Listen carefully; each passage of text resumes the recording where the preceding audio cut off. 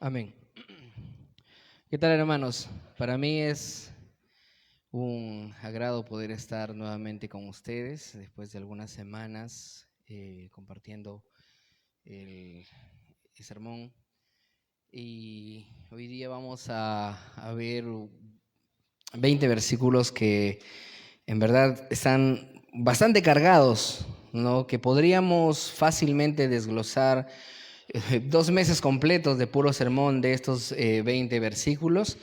Así que vamos a tratar de estudiar al menos 7 puntos dentro de este contenido. Vamos a leerlos de corrido, luego vamos a orar y empezaremos. Amén. Romanos capítulo 3, versos del 1 al 20. No sé si lo tienen por ahí, pero yo voy a comenzar a dar lectura aquí. Dice, entonces, ¿qué se gana con ser judío o qué valor tiene la circuncisión? Mucho, desde cualquier punto de vista. En primer lugar, a los judíos se les confiaron las palabras mismas de Dios. Pero entonces, si a alguno les faltó la fe, ¿acaso su falta de fe anula la fidelidad de Dios? De ninguna manera. Dios es siempre veraz, aunque el hombre sea mentiroso. Así está escrito. Por eso eres justo en tu sentencia y triunfarás cuando te juzguen. Pero si nuestra injusticia pone de relieve la justicia de Dios, ¿qué diremos? ¿Que Dios es injusto al descargar sobre nosotros su ira? Hablo en términos humanos. De ninguna manera. Si así fuera, ¿cómo podría Dios juzgar al mundo? Alguien podría objetar, si mi mentira destaca la verdad de Dios y si aumenta su gloria, ¿por qué todavía se me juzga como pecador? ¿Por qué no decir hagamos lo malo para que venga lo bueno? Así nos calumnian algunos, asegurando que esto es lo que enseñamos, pero bien merecida se tiene en la condenación. ¿A qué conclusión llegamos? ¿Acaso los judíos somos mejores? De ninguna manera. Ya hemos demostrado que tanto los judíos como los gentiles están bajo el pecado. Así está escrito, toda una lista. No hay un justo, ni siquiera uno. No hay quien entienda a Dios. Nadie que busque a Dios. Todos se han descarriado, a una se han corrompido. No hay quien haga lo bueno. No hay uno solo. Su garganta es un sepulcro abierto, con sus lenguas profieren engaños, veneno de víboras hay en sus labios, llena está su boca de maldiciones y de amargura. Veloces son sus pies para ir a derramar sangre, dejan ruina y miseria en sus caminos y no conocen la senda de la paz. No hay temor de Dios delante de sus ojos. Ahora bien, sabemos que todo lo que dice la ley lo dice a quienes están sujetos a ella, para que todo el mundo se calle la boca y quede convicto delante de Dios. Por tanto, nadie será justificado en presencia de Dios por hacer las obras que exige la ley. Más bien, mediante la ley cobramos conciencia del pecado. Amén. Oramos. Señor, te damos gracias porque nos permites en esta mañana poder compartir tu palabra. Rogándote, Señor, que tu Espíritu Santo sea con cada uno de nosotros, tanto para mí, para poder compartir este mensaje, como para los que están sentados oyendo, Señor, que puedan tener los corazones abiertos y dispuestos a aprender y aceptar tu palabra, Señor, como tú nos la has revelado. Gracias te damos por todo el amor que nos das. En el nombre de Jesucristo. Amén. Bien, vamos a desarrollar, si es posible, 7 puntos en el día de hoy. Ya saben que el tema principal es que no hay justo, ¿verdad? No hay justo. Sin embargo, para poder llegar a ese punto nos anticipamos a varios más. Recuerden que cuando se estaba desarrollando el capítulo 2, Pablo da un diagnóstico acerca de la forma como el ser humano comienza a rechazar la revelación de Dios mostrada en la creación. Amén. De manera de que se podría llegar a creer que Pablo estaba de alguna forma defendiendo a los judíos, ¿no? Diciendo, Todos los demás son unos pecadores, menos los judíos. Sin embargo, luego comienza a hablar también acerca de los judíos y la ley, donde los judíos también son mostrados como incrédulos, ¿no? Como personas que también rechazan al mismo Dios que se ha mostrado con ellos. Y en este capítulo 3 entonces empieza diciendo, punto número 1, la ventaja de ser judío. Versículos 1 y 2. Dice, entonces, ¿qué se gana con ser judío? ¿O qué valor tiene la circuncisión? Mucho, desde cualquier punto de vista. En primer lugar, a los judíos se les confiaron las palabras mismas de Dios. Hermanos, vivimos en una época que desde hace alrededor de 70 años, más o menos, un poquito más, ¿no? Desde que Israel ocupa su territorio, ¿no? En donde nosotros conocemos que está ubicado geográficamente en este tiempo, las corrientes sionistas han crecido dentro del cristianismo. Y hay quienes enseñan que los judíos son salvos por el hecho de ser judíos, ¿no? No importa si son asesinos, si oprimen a la gente que está a su alrededor, ¿no? Si es que están en constante conflicto armado con sus vecinos, como son judíos, son el pueblo de Dios y entonces son salvos. Pero vemos que si nos adentramos a la Biblia, Pablo es bien específico y dice que el ser judío aventaja, ¿pero por qué? En primer lugar, a los judíos se les confiaron las palabras mismas de Dios. De manera que esa ventaja de la que habla Pablo no radica en el hecho intrínseco de ser judío, sino en lo que implica o implicaba ser judío, ¿no? No por ser judío ya era salvo, sino que ellos tenían la revelación directa de Dios. Y eso era una ventaja enorme. Pero Pablo no estaba diciendo en ningún momento, ustedes que son gentiles ahora tienen que volverse judíos y después de ser judíos volverse cristianos. Para nada. Recordemos de que estamos estudiando la carta de Pablo, ¿a quiénes? A los romanos.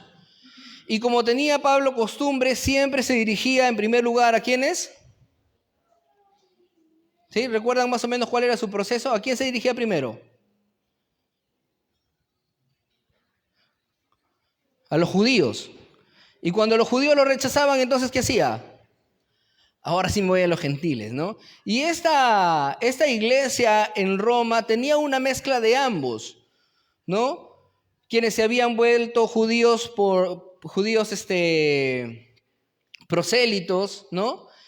Quienes habían huido de Jerusalén y habían llegado hasta Italia, pero también tenía gente que había escuchado acerca de Jesucristo y se estaba convirtiendo, los cuales no eran judíos, ¿no? Entonces lo que Pablo quiere evitar es que vaya a haber una confrontación que más adelante también se va a analizar cuando comienza a evitar el desprecio y menosprecio hacia los judíos, ¿no? O sea, espérate, no se te vaya a pasar, me estoy haciendo spoiler, ¿no? No se te vaya a pasar la mano, que recuerda que tú eres un olivo silvestre injertado en el olivo natural, ¿no? Mientras que los judíos son naturales de este olivo, les dice Pablo, ¿no? ¿Para qué? Para evitar que vayan a haber futuras confrontaciones, ¿no? De creer que, ya como yo soy gentil, que me he cristianizado sin ser judío, soy superior. No. Nada de eso, aquí no hay nada de jactancia, dice Pablo, ¿no? Entonces en este punto comienza a decirle, los judíos aventajan. ¿Pero por qué? Porque ellos conocen y han escuchado la voz de Dios. Pero si habiendo conocido la voz de Dios, han rechazado a Cristo enviado por el Padre, entonces ¿de qué les vale? De nada. Segundo punto, ahora habla de la fidelidad de Dios. Dice, pero entonces, si a alguno les faltó la fe, ¿acaso su falta de fe anula la fidelidad de Dios? De ninguna manera, Dios es siempre veraz, aunque el hombre sea mentiroso, así está escrito. Por eso eres justo en tu sentencia y triunfarás cuando te juzguen, ¿no? Entonces, ahora ya Pablo salta a un siguiente punto, a decirles, dentro de los judíos hay muchos que no creen, ¿no? Como las palabras de Jesús cuando está predicando y dice, entre ustedes hay quienes no creen, ¿no? Hay quienes les faltó la fe, una forma de decirlo. Entonces, ¿Dios ha fallado en su fidelidad? ¿Por qué los ha dejado, no?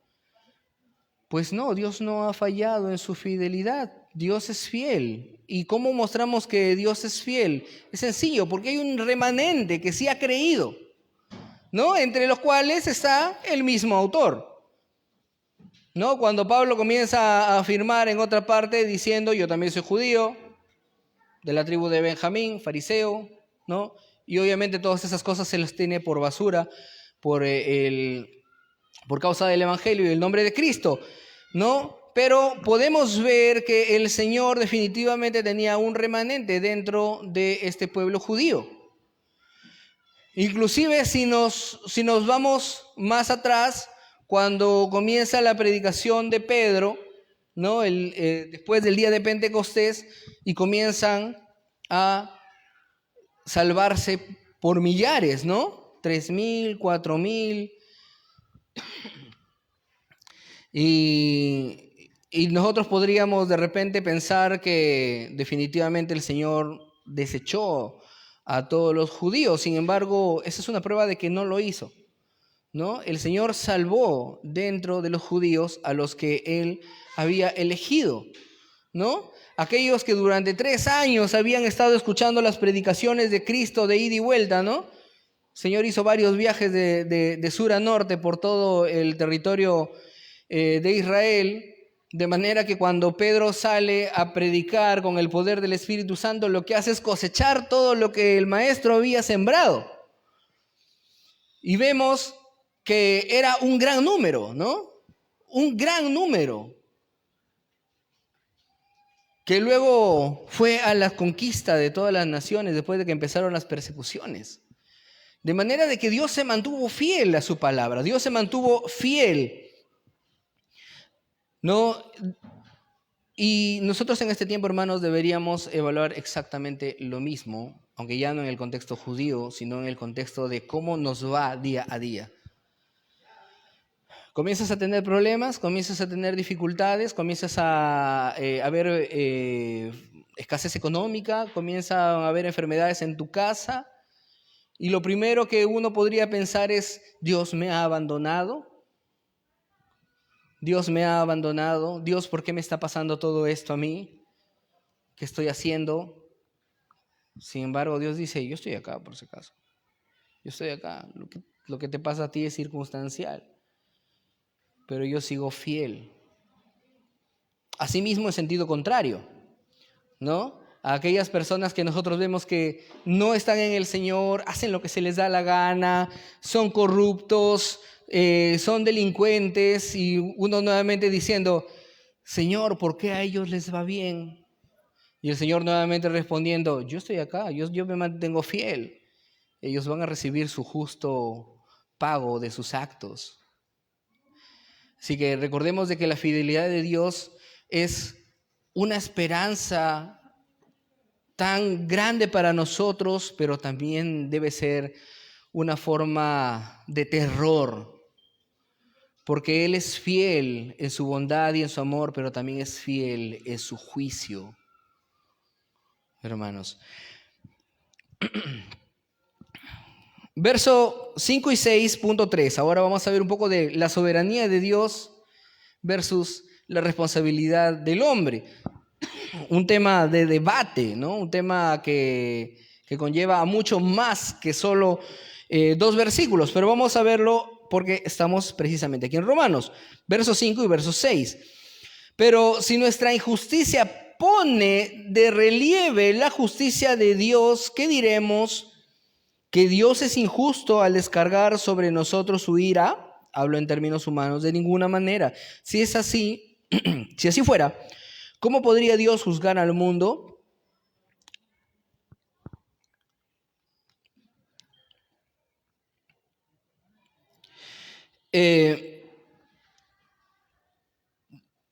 Cuando nosotros, por ejemplo, aquí vamos a utilizar de ejemplo nuestra paredcita acá, nuestra pared negra, ¿sí?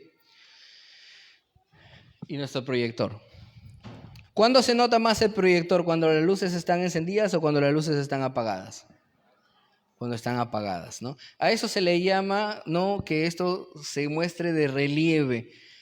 O sea, en medio de la oscuridad, la proyección de luz es más intensa, ¿no? Entonces algo así está diciendo Pablo, ¿no? Si en medio de todo nuestro pecado se ve más grande la justicia de Dios, ¿no? Es como entonces, hablando en términos humanos, dice Pablo, ¿no? O sea, Pablo está aquí siendo como un actor, un contrincante de él mismo, ¿no? Entonces eso significa que mientras más peque, más se muestra la gloria de Dios, ¿no? Mientras más pecador soy, entonces más santo se ve Dios, ¿no? Y entonces les estaría haciendo un favor a Dios y Él no tendría por qué juzgarme porque estoy haciendo que Él se engrandezca. Es lo que dice, lo que Pablo se anticipa, ¿no?, a que alguien pueda decir. Y en este tiempo podemos pasarlo. Yo sí, personalmente lo he pasado en mi casa. Uno de mis hermanos que yo ya lo conocemos cómo es y sabemos que lo hace a propósito, ¿no? Pero hace ese tipo de hincapiés, ¿no? Eh, para incomodarnos. Y nosotros deberíamos anticiparnos a ello, ¿no? Si nuestra injusticia, hace que resalte la justicia de Dios, entonces, ¿por qué nos culparía, ¿no? ¿Por qué nos condenaría?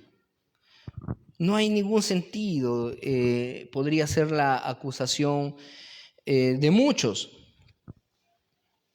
De ninguna manera, dice, si así fuera, ¿cómo Dios podría juzgar al mundo? Pablo ya está anticipándose a esto, ¿no? Porque sí, es verdad, mira, tu oscuridad hace que la luz de Cristo brille más, pero Dios no te ha mandado a ser parte de las tinieblas, ¿no? Dios te ha mandado a ser luz, ¿no? El Señor que nos dice que sus buenas obras brillen de tal manera que cuando otros lo vean, glorifiquen a vuestro Padre que está en los cielos. No dice que vuestro pecado resalte la santidad de Dios, ¿no? Entonces aquí nosotros tenemos que distinguir entre qué es lo que pasa cuando nosotros pecamos, ¿no?, versus qué es lo que Dios nos ha mandado a hacer, ¿no? Porque la primera parte, la primera expresión es verdadera, está correcto, en verdad. Si tú pecas, si tú mientras más oscuro te veas, más brilla la luz de Cristo, pero Dios no te ha mandado a ser parte de las tinieblas. Inclusive, como dice también Pedro, ¿no?, Él más bien nos ha llamado de las tinieblas a su luz admirable. Amén. ¿No? Entonces aquí vemos esa contraparte a la cual Pablo se anticipa, ¿no? Cualquiera que podría decir que él es instrumento de la gloria de Dios pecando, nosotros podríamos detenerlo y hacerle ver amablemente, no a bibliazos, que más bien es un instrumento de Satanás. Versos 7 y 8. Alguien podría objetar, segundo round, si mi mentira destaca la verdad de Dios y si aumenta su gloria, ¿por qué todavía se me juzga como pecador? ¿Por qué no decir hagamos lo malo para que venga lo bueno? Vamos a hacer una pausa ahí y luego terminamos el versículo, porque nuevamente estamos en el mismo contexto que el anterior, ¿no? Es el segundo round ahora, ampliando, más opciones. Pero fíjense cómo termina Pablo. Así nos calumnian algunos. Y esto, hermano, es nosotros como miembros de una iglesia reformada, una iglesia abiertamente calvinista, somos presas de esas acusaciones. ¿Por qué? Porque hay un grueso del cristianismo que no entiende las doctrinas de la gracia y entonces dice, si salvo siempre salvo, entonces puede seguir pecando en borrachera, fornicación, adulterio, al final de cuentas salvo siempre salvo. Eso es lo que enseñan. Justo lo que Pablo dice acá, ¿no? De eso nos acusan. Y no es así. No es así, eso no es en lo que nosotros creemos. Nosotros creemos que donde abundó el pecado, sobreabundó la gracia. Es verdad, sí, porque así está escrito. Pero no para que continúes en el pecado, sino para que sigas el camino de la santidad sin la cual nadie verá al Señor. Porque a eso nos ha llamado el Señor, a ser más como Él, ¿no? Ahora, pero ojo que Pablo es mucho más fuerte y directo de lo que nosotros podríamos ser. ¿Por qué? Porque si un hermano de una iglesia que no concuerda con las doctrinas de la gracia nos acusara así, nosotros le diríamos amablemente, hermano, ¿no? Y le explicaríamos que eso no es lo que nosotros enseñamos, pero siempre recordaríamos que es nuestro hermano. Pablo es más severo y dice, asegurando que esto que es lo que enseñamos, pero bien merecida se tiene la condenación. Hermanos, ojo con esto. Pablo es incisivo, enseñando que quien pervierta la gracia es un condenado, así de simple. No es creyente. No es creyente. A nosotros obviamente nos daría un poco de temor decir, ¿sabes qué? Tú que no crees como yo, no eres cristiano. No lo haríamos. Pero Pablo tiene bien claro esto. Quien pervierte la gracia no es creyente. Fuertes declaraciones, ¿verdad? Si crees que así funciona la gracia, que pecando glorificas a Dios, no eres creyente y te espera la condenación. Ahora, si a nosotros que entendemos la gracia se nos acusa de enseñar tales cosas, de igual manera. Así que si escucharan, como ya nos ha pasado, algunos que digan que nosotros enseñamos tales cosas, hermanos, vean a esa persona con ojos de misericordia, porque su confusión es peligrosa.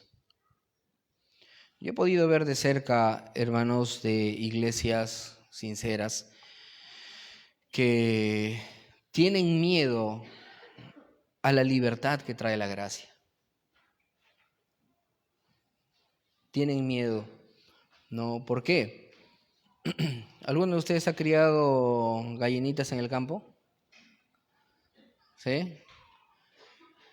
Y saben que a las gallinitas a cierta hora ya tienen que guardarlas, ¿no? ¿Por qué? ¿Ah?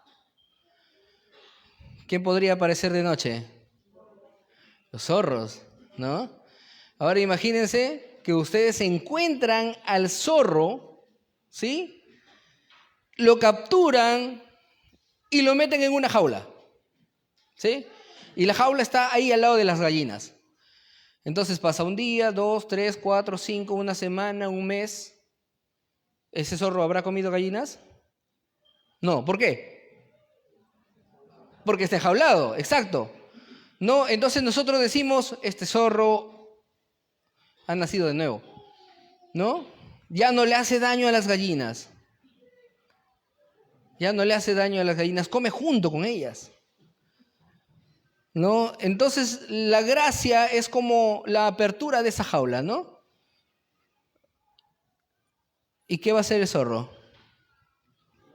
Lo primero que hace, se va a lanzar encima de las gallinas. ¿Por qué?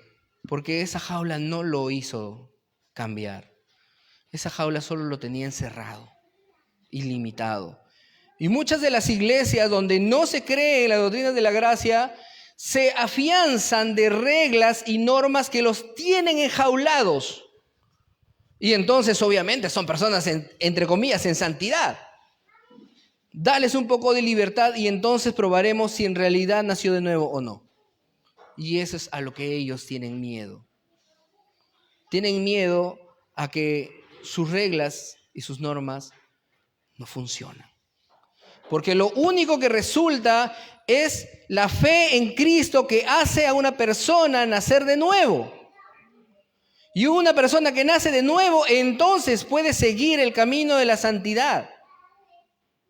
Lo demás no sirve. Lo demás no sirve. Y ahora nos centramos en lo grueso del capítulo. Punto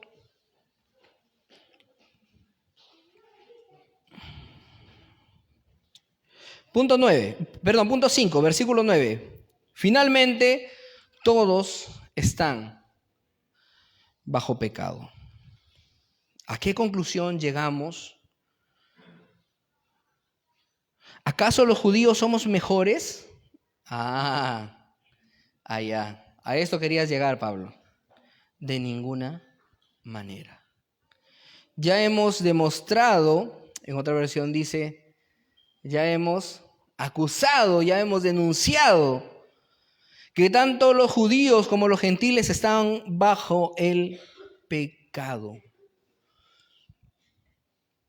Y hermanos, qué interesante leer este versículo, que a pesar de que Pablo dice que él también es judío, cuando expresa la línea dice, ¿están o estamos? Están. Pero Pablo, tú también eres judío, ¿por qué no dices estamos? ¿Por qué Pablo no se considera en esa línea?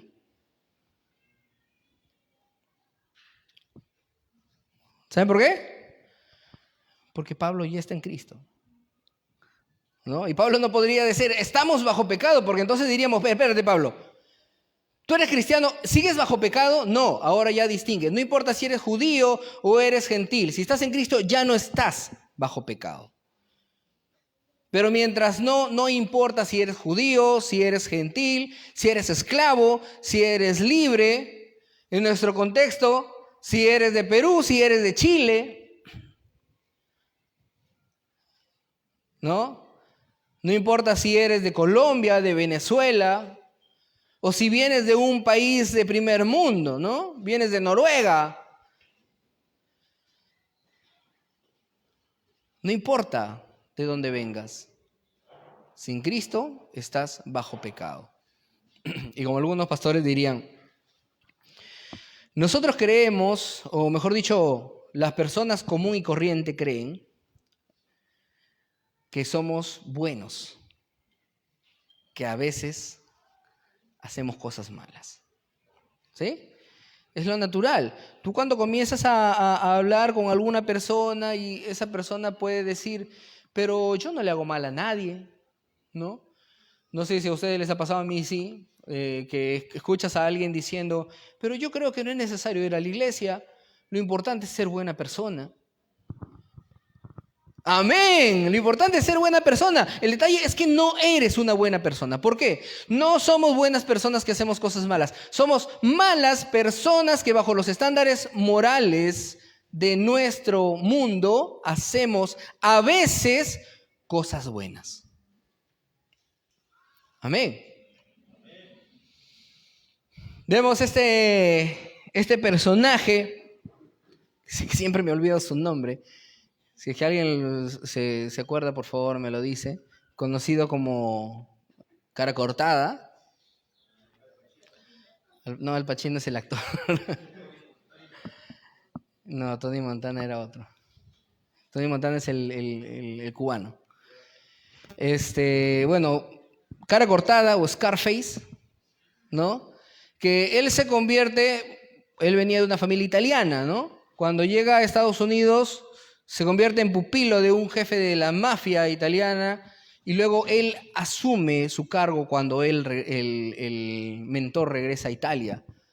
Y él se hace de mucho poder con la venta ilegal de alcohol, ¿no? Estaba metido en mucha mafia. Mataba a muchas personas.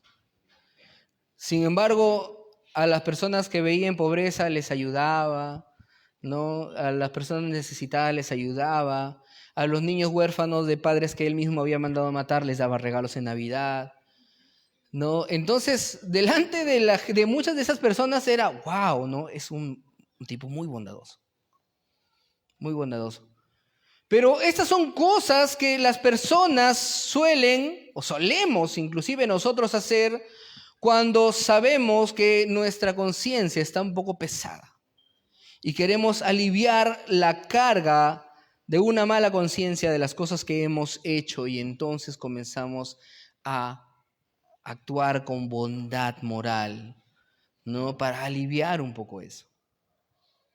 Pero lejos está de la realidad bajo los estándares de Cristo. No importa lo que tú hagas, como dijera el pastor Sugel Michelén, ¿no? Todos tus actos de bondad es como la persona que se va al banco a querer abrir una cuenta, manda a llamar al gerente y todavía es un escándalo porque no le aceptan sus billetes de monopolio, ¿no? Es algo similar. Nosotros queremos llegar al cielo con nuestra bondad. Y el típico de las religiones que nosotros conocemos alrededor del mundo, ¿no? Siempre te repiten y te enseñan que dentro de ti está la luz, ¿no? Que dentro de ti está la paz, que dentro de ti está la opción de llegar al nirvana y cosas así, ¿no?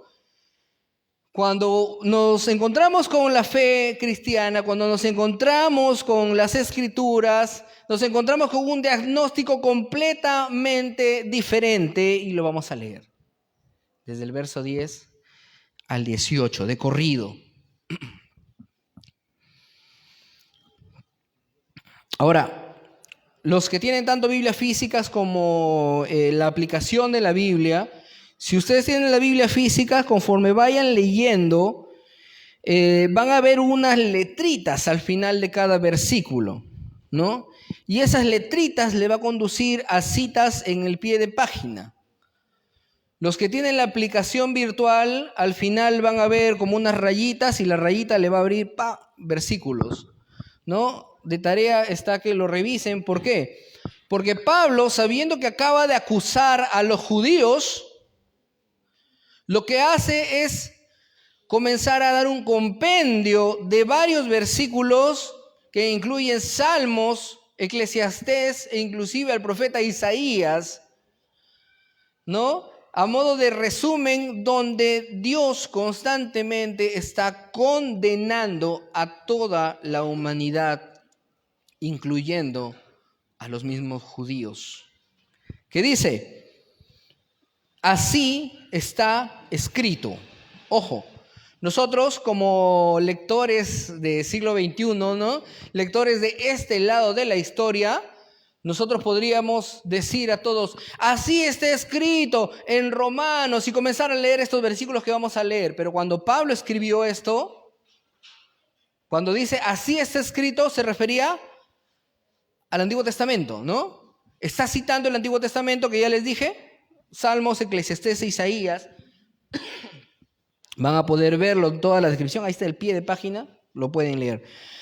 Así está escrito, no hay un solo justo, ni siquiera uno. No hay ni siquiera uno. Y ojo, este énfasis al final de la línea es mortal. No hay un solo justo. Y por ahí puede aparecer y decir, pero fulano de tal vivió una vida tranquila, de amor, paz, ¿no? Él no le ha hecho daño a nadie. De hecho, inclusive se fue al monte a vivir allí para no dañar a nadie. Pero Pablo ejecuta su línea, ni siquiera uno. pero Pablo, ni siquiera uno, ¿no? Y cuando quieres preguntar a otro, pero y tal, ni siquiera uno. Fin. No hay justo, ni siquiera uno.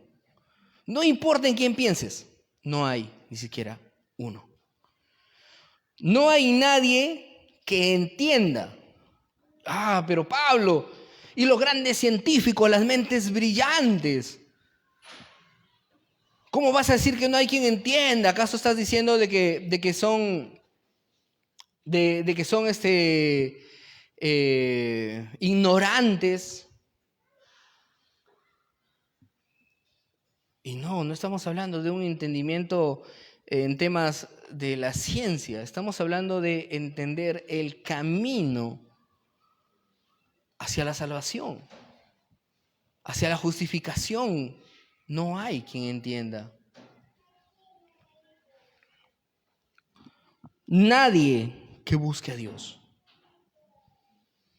Nadie que busque a Dios. Y esto, hermano, en verdad debería asustarnos. En una ocasión, en uno de los sermones, conferencias del pastor John MacArthur, saben que casi no lo cito, pero en una ocasión le dijeron respecto a aquellas personas que nunca han escuchado la predicación de Cristo, ¿no?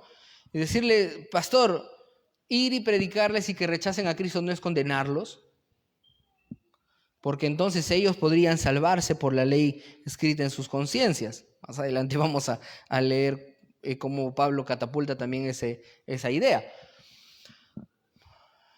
Y decía, al contrario, la única forma de que ellos puedan salvarse es por medio de Jesucristo. Nosotros deberíamos pensar, hermanos, en todas esas personas que nunca han escuchado al Señor. Nunca han escuchado del Señor.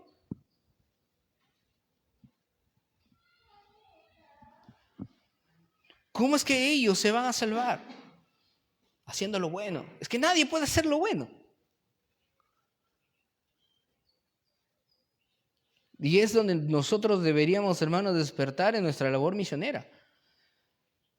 Algo que en este tiempo nos pesa, que es, no sé cómo podríamos pensar de repente cómo es que lo hicieron en el siglo XIX. ¿No? Como personas a contracorriente y sin apoyo simplemente dijeron, me voy, aunque no me apoyes, me voy, ¿no? Aunque perdían a sus familias y ellos mismos morían en el intento. Pero ahora estamos viviendo, hermanos, en una época con tanta comodidad que aún nuestra pobreza es cómoda, ¿no? Y necesitamos incomodarnos para poder salir de donde estamos. Porque hay gente que sigue muriendo sin haber escuchado al Señor. Nunca.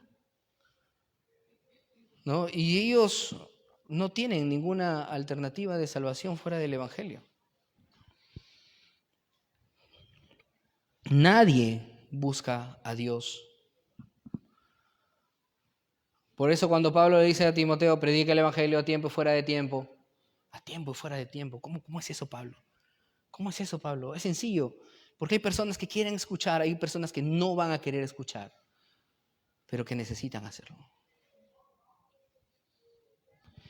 Todos se han descarriado, a una se han corrompido. No hay nadie que haga lo bueno, no hay uno solo.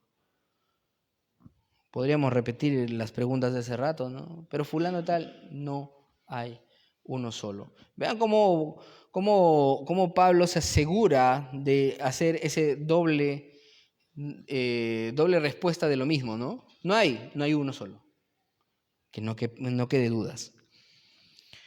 Ahora, no solo no son buenos, sino que encima son malos. No es que haya una línea central neutral donde puedas decir, no soy malo, no soy bueno, pero tampoco soy malo. No hay una línea neutral. Acá Pablo lo aclara y dice, sus gargantas es un sepulcro abierto, con lenguas profieren engaños, veneno de víbora hay en sus labios. Llena está su boca de maldiciones y de amargura. Y cuando Pablo dice eso, sigue citando Salmos 5:9, Salmos 143, Salmos 10:7. Y si Pablo sigue citando eso, ¿qué significa? Que esa no es una idea que salió de su cabeza. Ese diagnóstico no lo hizo él. ¿Quién lo hizo? Lo hizo Dios mismo. Es un diagnóstico divino.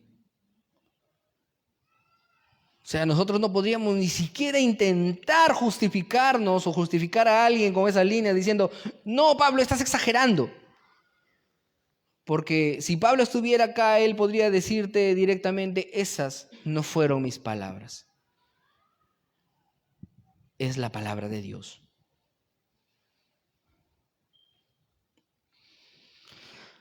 Veloces son sus pies para ir a derramar sangre. Dejan ruina y miseria en sus caminos y no conocen la senda de la paz. No hay temor de Dios delante de sus ojos. Es un diagnóstico fuerte, ¿no? Es como ir al doctor y decirle, doctor, mire, vengo porque, no sé, he sentido últimamente una fatiga, ¿no? Y quisiera que me examine. Te examina y te dice, tienes cáncer pulmonar a punto de hacer metástasis. ¿Qué? Pero yo solamente he venido por una fatiga. Tienes 3 meses de vida. No, y peor todavía, no sé ni por qué sigues vivo. ¿Se imaginan? Así de fuerte, ¿no? Que tú te evalúes porque nosotros acostumbramos muy fácilmente a evaluarnos en comparación con nuestro prójimo, ¿no? E inclusive para poner la valla un poquito más baja, ¿no? Cogemos al peor que se nos ocurra, ¿no? Me comparo, qué sé yo, con Hitler, ¿no? O me comparo con Mao, ¿no? Con Maduro. ¿No? Me comparo y digo, mira, no, a su lado mi bondad brilla. ¿No? Sí, tienes razón. Pero, ¿qué te parece si ahora al otro lado de la balanza pones a la santidad y a la justicia de Dios? ¿No? Haces eso e inmediatamente aparece la mano escrita en la pared del profeta Daniel, ¿no? Mene, mene, tekel uparsin. Ha sido pesado y ha sido hallado falto.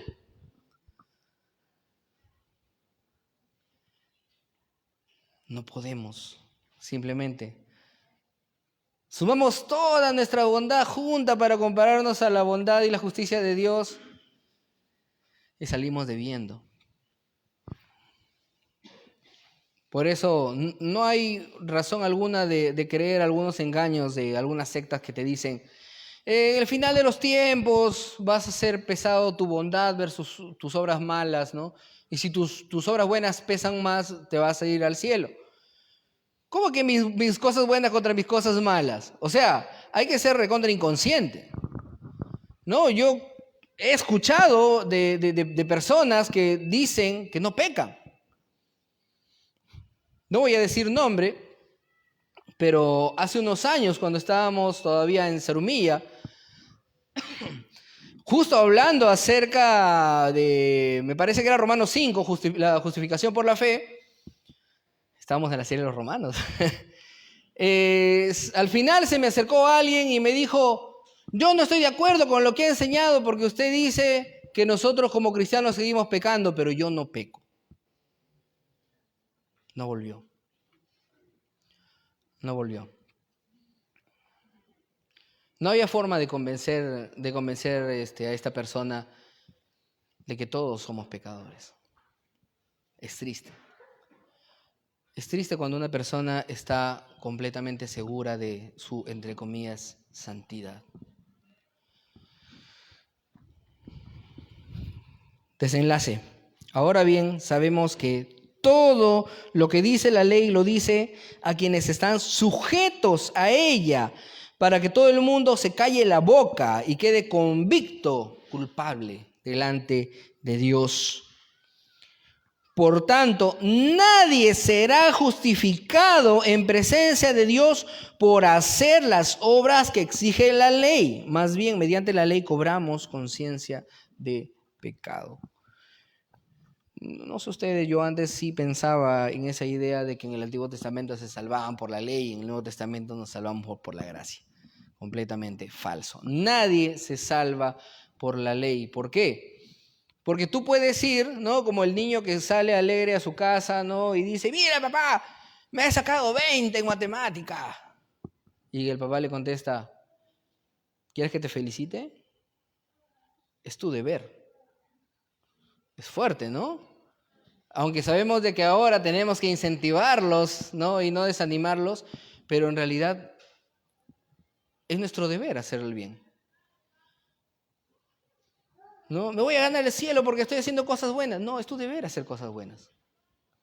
Y ahora en nuestro contexto como cristiano, porque somos hechura suya, creados en Cristo Jesús. ¿Para qué? Para buenas obras, las cuales Dios preparó de antemano para que andemos en ellas. Es nuestro deber hacer buenas obras, pero no es la forma como nos salvamos. No es Dios ha perdonado tus pecados de aquí hacia atrás, pero de aquí en adelante ahora depende de ti. No. Todo completamente depende de la gracia y misericordia de Dios y somos justificados por medio de la fe en Jesucristo, pero no me voy a adelantar al sermón de la siguiente semana,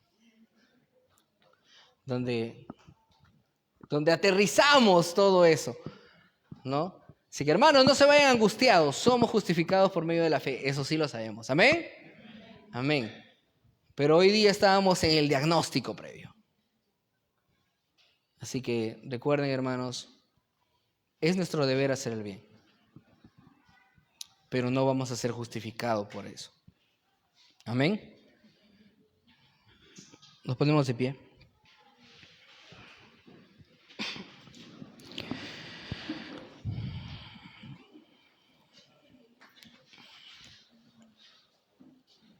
Señor, te damos gracias.